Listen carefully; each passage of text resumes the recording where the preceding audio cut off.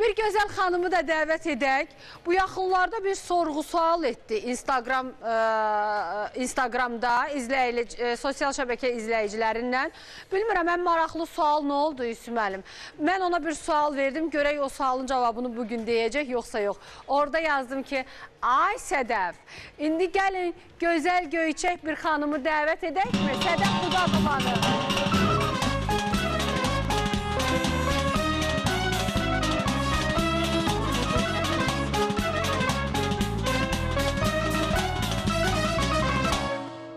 Hoş gəlmişsən, necəsən? Hoş gördüm. Mən də bizi izləyən dəyərli tamaşaçılarımızı salamlayıram. Yusuf əmi salamlayıram, sizləri salamlayıram. Gələn Siyavuş qonağımızı salamlayıram. Çox sağ ol, sənin verilişi və dedim bacımın verilişinə gedirəm. Yeni geyim aldın, gəldin. Hə, inanırsan ki. Mübarək, toylara giyinəsən, Sədəf, toylara, konsertlərə giyinəsən. Teşekkür edirəm. Xoş gəlmişsən. Hoş gördüm. Tamaşaçıların sənə bir sual olacaq, ifa et sonra. Baş üstə. Buyur.